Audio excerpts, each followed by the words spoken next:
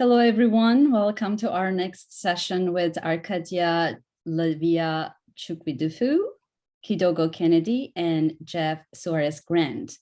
We are excited to hear from them about skilled online facilitation of equity-focused discussions. Welcome, our presenters. Before we start, I would like to touch on a few housekeeping items. Please note that this session is being recorded for our colleagues who could not join us today. We are using automated Zoom captions during the session, and we will edit the recording transcripts before we share them with you to be more accurate. At the bottom of the Zoom window, there is a closed caption button, and you will see the live transcript text underneath that button. Select to turn them on or off as you prefer. Also, please pose your questions using the chat function that I'll moderate and discuss with our presenters at the end of the session. Toward the end of the hour, we'll share Padlet and social media addresses to continue the conversation online and share some additional resources to support your teaching. Now, I'd like to pass the microphone to our presenters. Welcome again. Yes, thank you for having us. So I'm going to go ahead and hand it over to Jeff to get us started. Thanks, Arcadia. So to kind of get us started here, I want us to think a little bit about really, why this focus on facilitation. I can tell you as an instructional designer, my role traditionally focuses on the design and development of programming, and facilitation can sometimes be an afterthought. At least in my training to become an instructional designer, it wasn't really talked much about, which was kind of a shame. And I'm lucky to have been placed in a lot of situations where I'm more of like a quasi faculty developer. So I've come to understand how important facilitation is. So, program or workshop, meticulously design it, you pour your heart and soul into building it, but something unanticipated happens. And as you're delivering it, what do you do? Facilitation is really all there is at the end of the day to help you save that learning opportunity for faculty or for students or for staff or whomever you're working with. So looking at our session today, our agenda, we're going to give you a little brief introduction, kind of give you our context for why facilitation is important for us. We're going to contextualize, inclusion, diversity, equity, and access idea. We're going to look a little bit at the motivational framework, which is coming from Marjorie Ginsburg and colleagues. And we'll, of course, facilitate a learning activity, which we always enjoy. We love to make our sessions active as much as possible. And we're going to assess learning as well. So our outcomes for today. We reflect on the value of facilitation. Skilled facilitation encouraged to effectively apply equity-focused teaching practices. We're going to identify effective facilitation skills, and we're going to apply facilitation strategies to relevant instructional narrative. And we're going to evaluate your application of equity-focused teaching practices. So to bring it home a little bit, to again, kind of give you a little bit of our context, I was the lead designer on our inclusive teaching program that we launched back in fall 2019. And I said earlier, like pouring your heart and soul into something, I poured my heart and soul into building this program. It took about 1.5 years. I was the lead designer and designed and developed it with a team of faculty subject matter experts. But when we went to launch it, I was really fortunate to have Marla Parker, one of our faculty subject matter experts, agree to stay on and help me facilitate it. Even our executive director pitched in, Kat Harris. This was a really pivotal moment. Had she not, had both of these women not, stayed on and helped me facilitate this program, I'm sure I would have been extremely overwhelmed facilitating a number of fairly difficult conversations with faculty. And frankly, we continued to be fortunate with Carl Schottmiller coming on as a faculty fellow for accessibility, James Serra from anthropology, of course, Arcadia with expertise in Pan-African studies, and now Kidogo, our current faculty fellow. But frankly, what would have happened if my talented colleagues hadn't been available? How would I have approached facilitation in an intentional and predictable way? So maybe you can start to tell us a little bit about this. Why is skilled facilitation such a crucial tool for content experts when embedding idea into content? So let us know in the chat. We're curious to hear what goes into skilled facilitation of sometimes difficult conversations. Tell us in the chat, maybe share one example with us.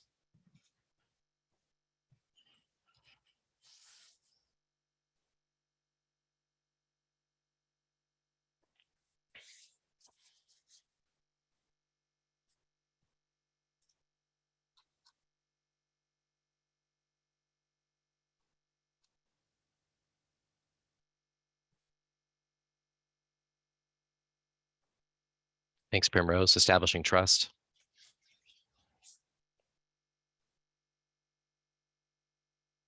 That's a big one and something we're going to talk a little bit more in that motivational framework for sure. Just going to give you a little bit more information too. Think about your audience.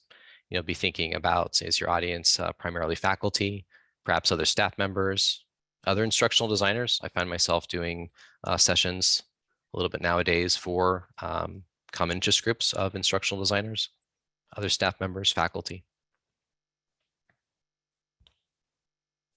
Yeah, safe space, brave spaces for honest conversations. Absolutely, Kevin. Yeah. Maintain the integrity of the idea process. Yeah. Without discussion, constant changes. Yeah. Can seem shallow. Absolutely. Yeah. Conflict can break out.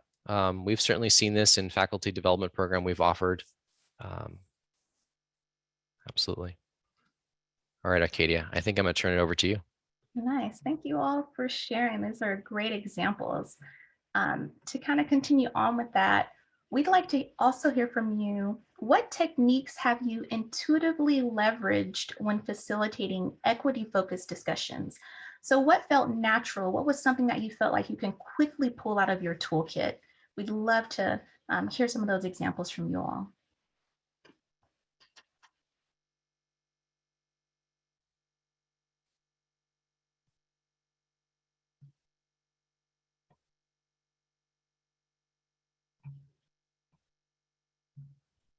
Nice, Sally. Asking questions to better understand.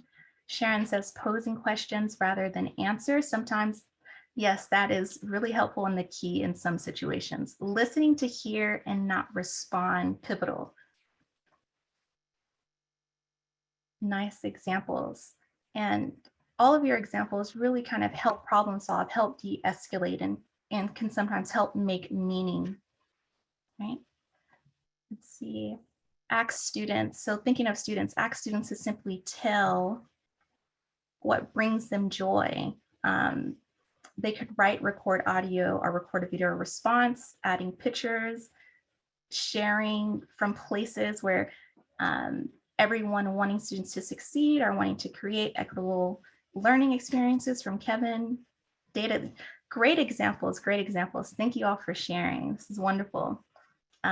People share community agreements. That's something that we do in our program as well. And it lays a really good foundation for a safe and caring learning environment that everyone can kind of help continue that and build it as we go along through our cohort. Wonderful. All right, thank you all for sharing. And if you have anything else you want to put in there, go ahead and add it to the chat.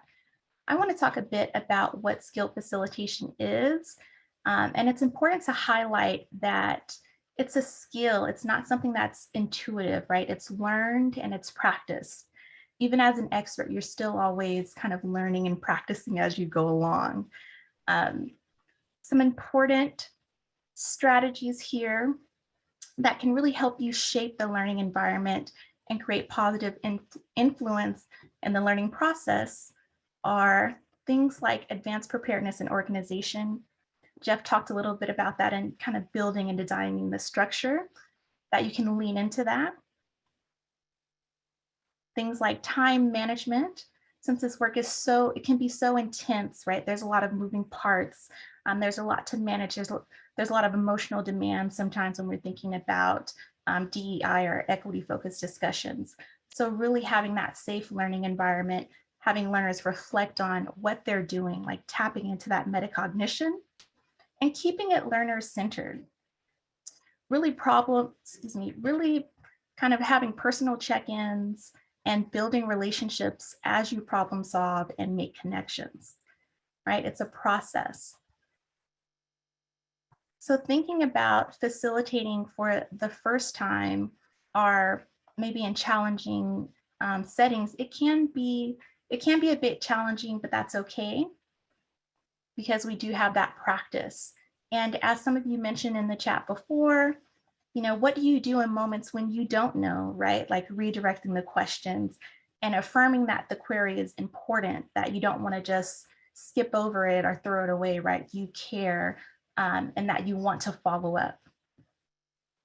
So when we think about some of these facilitation strategies, we also come to the question of, how does this change? How does this change when we have DEI conversations and maybe encounter things like implicit bias? And we'll kind of go into that a bit more. So coming back to our program, we do have modules specifically focused on difficult discussion and implicit bias. And throughout our program, we're thinking about how we get to the learning goal. How do we get faculty to really achieve the learning goals that we have set out for them? And what skills or techniques can we use, can we leverage to create a positive change? So how do we leverage some of our skills facilitation and inclusive teaching and learning in our equity-focused discussions? I want to highlight just a few things for you all, is that we established clear learning goals. We did this with things like announcements and rubrics, but we were sure to keep it learner-centered, to have that learner-centered guidance, to show care, to build a connection. We focused on creating a safe learning community because what we do know from Ginsberg and Vodosky is that adults learn best when they feel safe. So we put a lot of work into creating a space where folks could be vulnerable, transparent, and not only receive care from the facilitators, but also from their colleagues across disciplines, across departments.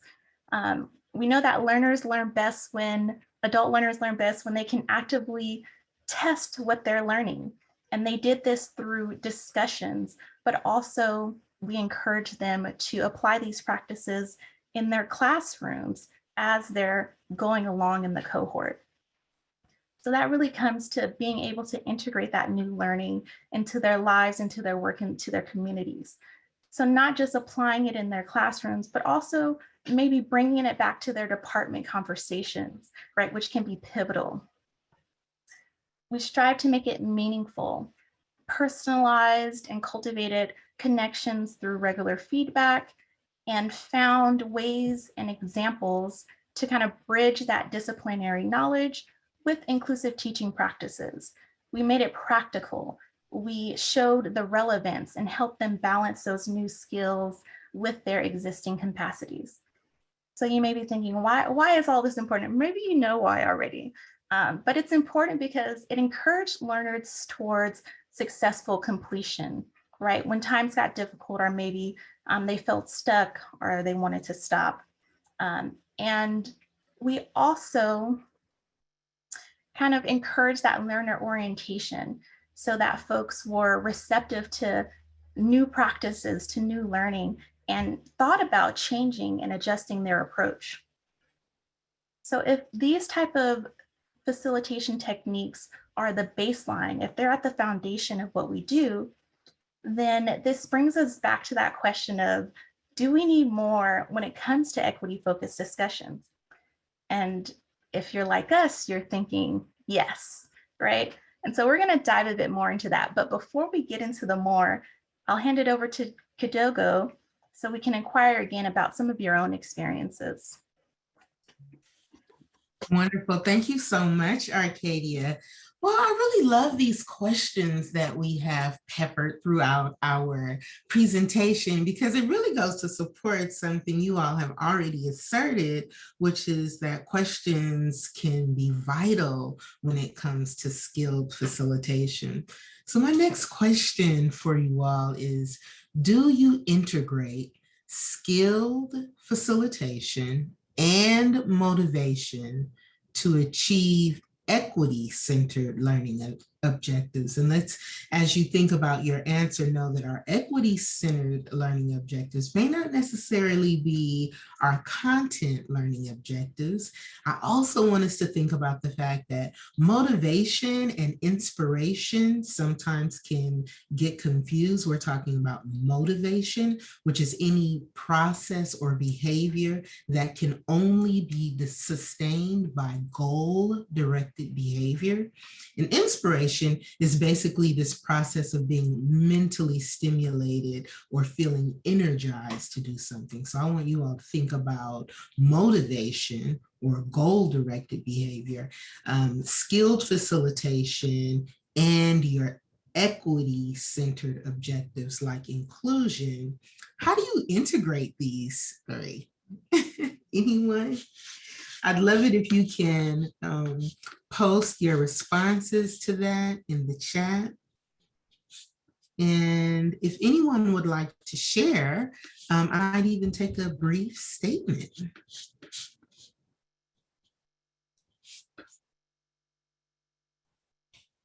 So I'll just look for any hands to raise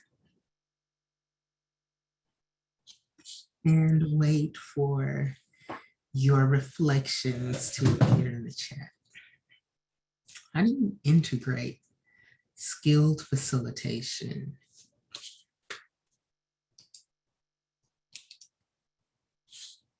Motivation to achieve objectives like inclusion?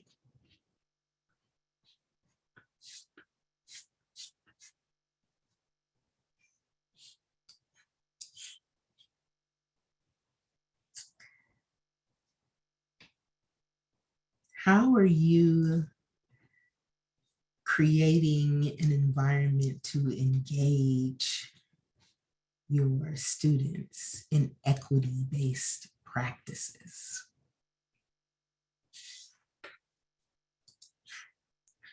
Well, that may be a bit of a chunky answer. Oh, here we go. Some are coming. Thank you, DDM. Making sure that they are comfortable to share. Fantastic. Motivation is affected by students feeling that their contributions are welcome and valued. Thank you so much, Kevin. Naat, let them get to know you. Fantastic. Openness, right? That's a big one. And avoiding labels maybe that stereotype people. I love all of these answers.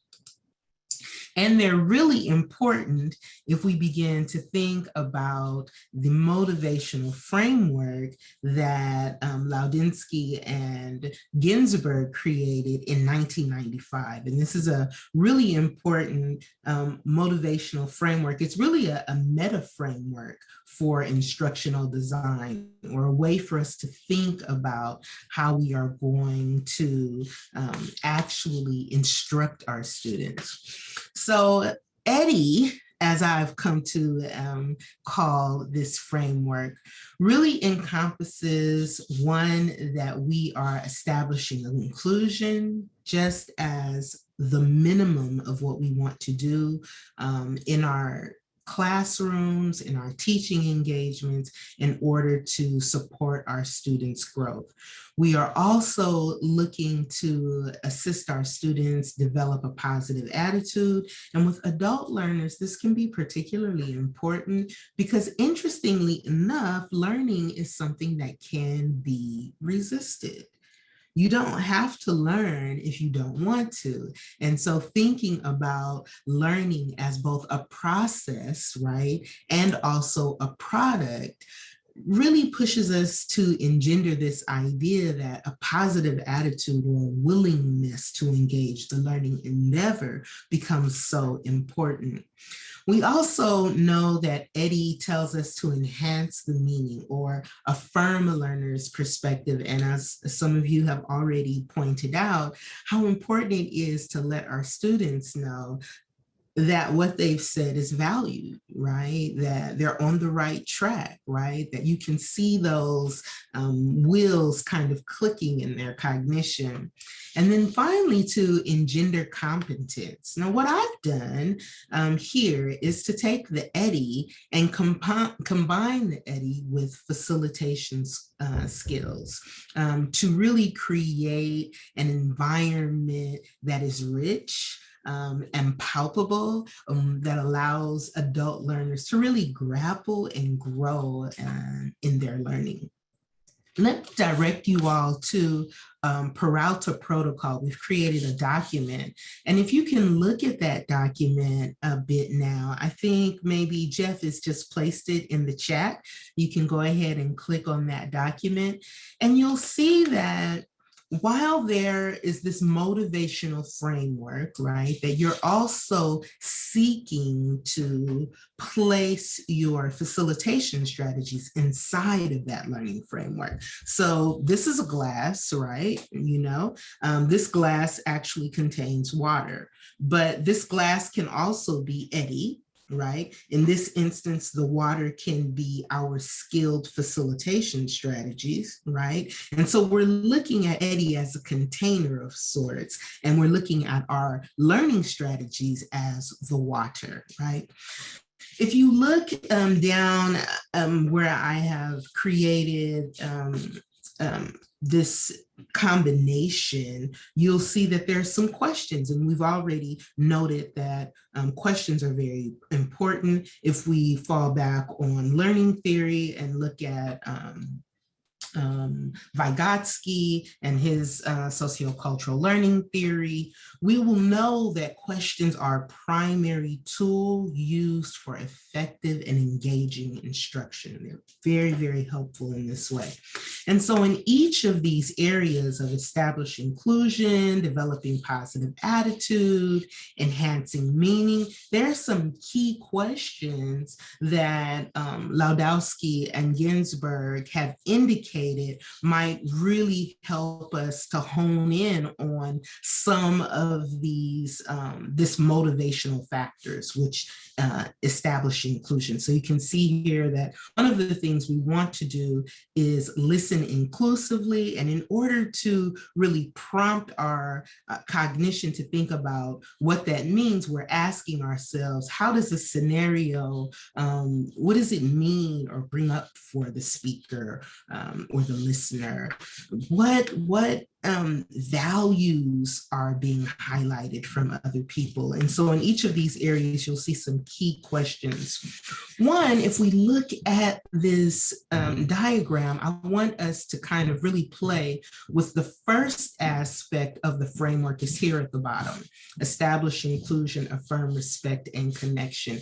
Really, the learning strategies of being prepared in advance to engage your students with activities that allow them to share and build trust can be the only thing that pushes your classroom forward at times. So it's so important to have that foundation. And I really want us to think about this contextually, like this container or this context, this establishment of inclusion is really the most important thing we can do in order to push our students to be willing to grapple with information.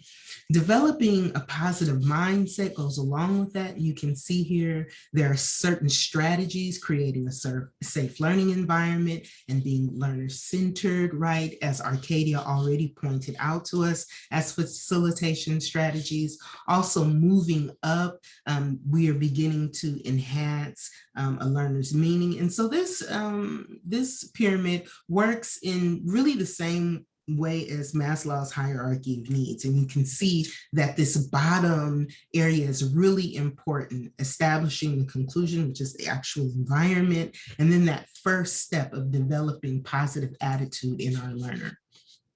We'll also move into affirming that learner's perspective, as many of you have already noted, can be very instrumental. And then engendering competence. We really want our students, right, to follow all the way through to complete the learning goal.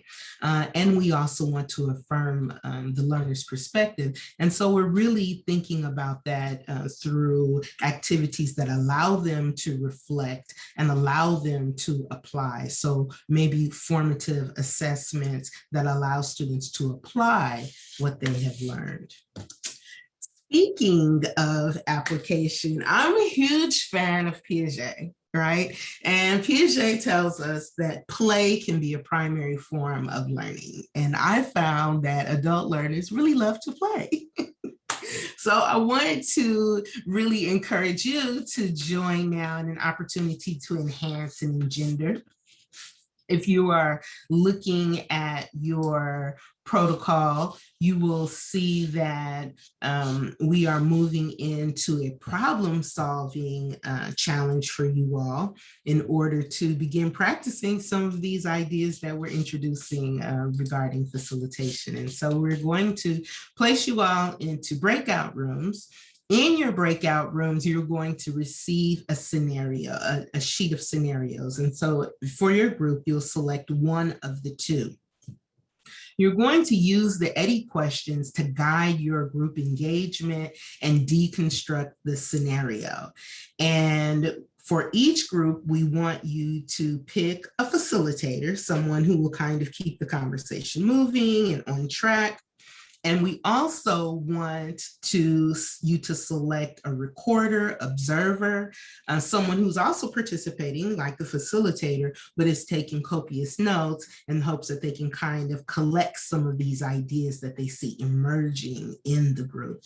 And the other participants are speaker listeners. And so they're the participants of the group. Feel free to take notes at will, but the facilitator is going to formally guide the group, and the recorder observer is going to formally record the group, okay? We also would like you to consider these questions while you're grappling, while you're playing in your sandbox today with your tool that we call EDDI. Consider how you're going to respond to the scenario presented and share out your group's decision with us. Use these questions. To what extent did you find self-reflection and critical reflection were required to apply EDDI effectively? And so here we really want you to be metacognitive, right? As Arcadia already introduced, we want you to think a little bit about your thinking as it occurs. So really be conscious of what you're thinking about and what you're grappling with. And the other question is, how would your approach change if you were facilitating information to a group of your own colleagues? So how might this change? Those are the instructions for your breakout room scenario. I believe we already have you all pre-selected into groups. And so we're going to send that invitation to you now. Remember, if you don't have your scenario, it's located there on your Google Doc, and you can look for Jeff Suarez-Grant, and it will be located under his name. We'll give you about 10 minutes to play, and I think we're going to pop back in and just kind of listen and observe ourselves and see how your discussion is going. I encourage you all to accept your invitation and have a wonderful playtime. All right, here we go. I'm going to open the rooms in 3, 2, 1.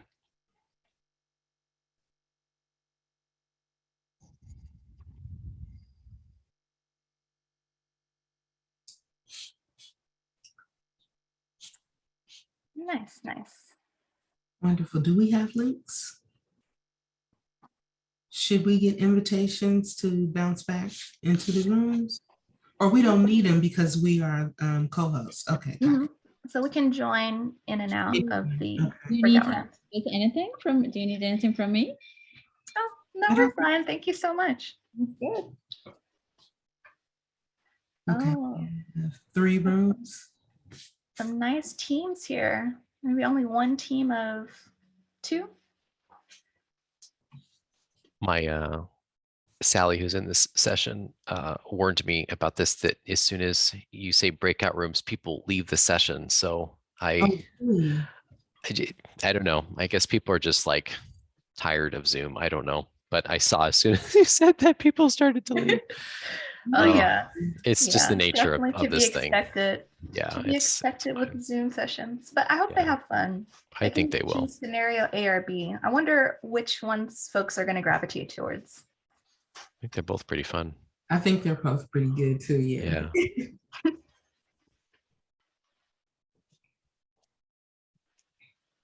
Let's see. I have my 10-minute timer on. Right now, cool. We're at 8 minutes. I was going to look to find that on my phone, but you are on top of it as usual. And Superstar. What time will the 10 minutes end, Arcadia? 30. Say that one more time. What time do the breakouts end? they will be ending, let's see, at 3:38, unless we end them a little early, but 3:38 is the time.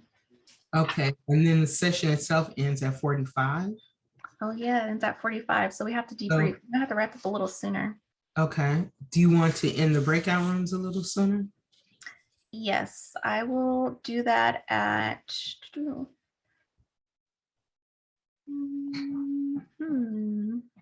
We can They've bounce in been and in out there. too to see how they're doing. Like if they're wrapping up early, then. Yeah. Okay, Been you there want to for a start few doing minutes. that? Yeah, let's jump around. I will go to room 3. Okay, and I'll go to room 5. I'll start at the top, room 1. Okay, I'll jump into room 4 as well.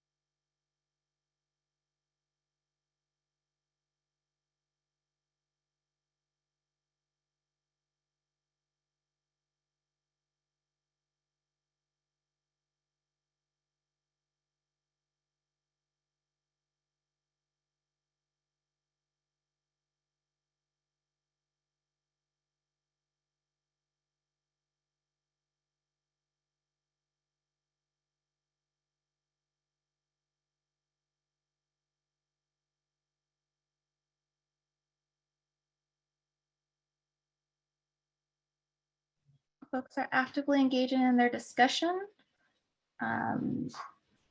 Let me send them a message.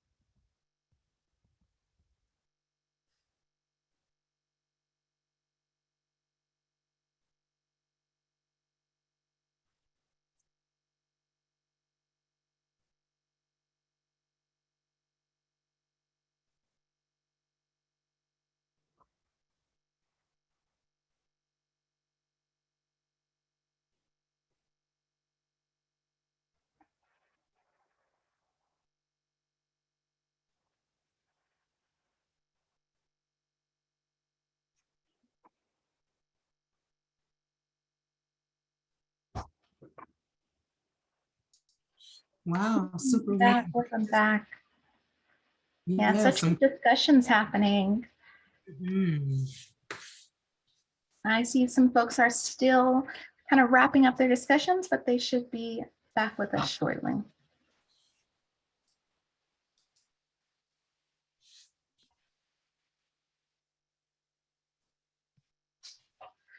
Well, hello again, everyone. It's great to see you back. I know I got a chance to bounce around a bit, and I saw that you all were really engaging with these scenarios and discussing them with each other. So what we'd like to hear from you now is for you all to volunteer to share about what was the experience like in your group. Did you find self-reflection and critical reflection were required to apply the EDI effectively? Kind of what happened? Just share with us. Feel free to unmute yourselves. We'd love to hear your voices or see your faces.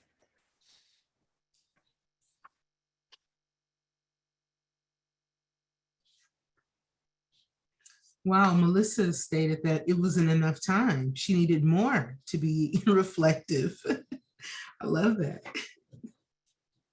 It was only one person and myself in the group, so I was pretty small, but I still felt like we could have, dig deeper into our scenario B. We picked scenario B, and we didn't want to jump into conclusions and only point out Chris, but we were trying to figure out how would we tactfully bring that up to the group without pointing out that it was Chris's idea, right? That he's not feeling comfortable with the group. Yeah. So we were having that discussion of how we would do that with our own way of belief, thinking that it's a race situation, but maybe it's more than that. So okay, so if I hear you correctly, you're saying that you want to establish inclusion on both sides of the coin. Just because Chris doesn't feel comfortable doesn't mean that what he's saying is not valid or he doesn't have any reasons. And so metacognitively then, if I hear you correctly, you're saying as the facilitator, someone using skilled facilitation to achieve these objectives, you need to ask what's happening with Chris too, in order to come to some conclusion. Did I hear you correctly, Melissa? Yeah, I need to hear all of their perspectives because I haven't faced a situation like scenario B yet. But I face situations where I'm not looking at their race or ethnicity, but they're saying, oh, I'm taking the lead more often. I have to do more work now. The other person's not doing as much. And I haven't really, and I'm trying to go back and figure out why didn't I look, or why am I not also considering, or should I be considering the gender of the person when they're coming and asking me questions like that, or comments, or their race? If they're saying, oh, this person's lazy, am I going to be looking at, oh, what type of race is this person? I'm just looking at character. Absolutely. So that's very important for you to stop and ask yourself those questions. Thank you so much for sharing, Melissa. Sharon? Yes, let me lower my hand. Oh, there we go. I think it was really important that we need to interrogate our own assumptions, because we may think that there's a race factor going on, but it could be something quite different. And so if we kind of get at the root of group dynamics and things like that, maybe if we have a group contract or something where they have an activity where they kind of dive in and understand, maybe there's something else going on that we just don't know. And so we have to interrogate our own assumptions, I think, as we're looking at these scenarios. But we chose that scenario B as well, because it was just one of those that felt like there was an obvious answer, but it really is, there isn't. It's very complex. Wonderful, Sharon. I love the way you are saying that you want to highlight values, that establishing inclusion could and should happen at the baseline of instruction with things like community agreements and collaboration contracts and a variety of activities that allow our students to feel their values are being heard. I love that. Amazing, amazing. Stacy? Hi, everyone. We had scenario A, and I really appreciated the conversation from the other participants, and they brought up compassion. And the compassion was for not just the student who said that's so unfair, but for the student who is needing the special accommodations.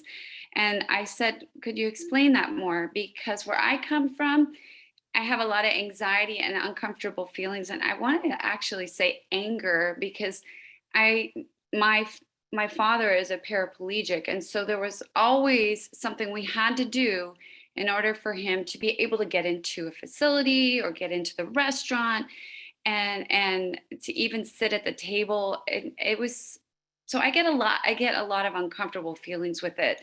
So, but I really appreciated their idea of compassion in regards to the student was maybe feeling left out or feeling that they are having an injustice because they are not getting those accommodations. And I just really didn't even think of that.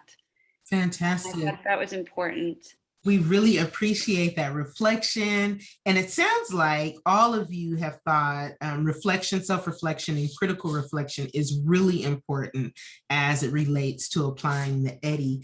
Arcadia, Jeff?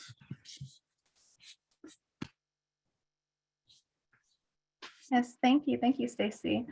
And thank everyone for sharing. We love that you are really interrogating this and wanting to dive deeper. I see also Melissa sharing in the chat as well. Thinking about wrapping up, and there was one other thing that we kind of were wondering is that we talked about, teaching scenarios, but would your approach maybe change and be a little bit different if it was a different audience, right? If you were speaking to not just faculty, but administrators, or other folks kind of around equity-focused discussions. But what we wanted you to take away from this is that facilitation is a skill, right? It's practice, it's not intuitive, and that there is a need to go beyond the basics, to think more of that self-awareness, to really tap into self-reflection and critical self-reflection by applying models like EDI. And that also with facilitation, having a team can really help, having more than one facilitator. And that if you do, it's important to build in that process, to build in an onboarding process so everyone's on the same page, they have the same goals, and they want to get to that same positive outcome.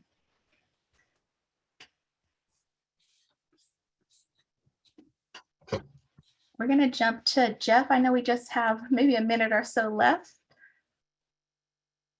We, of course, invite questions either through the microphone or through chat.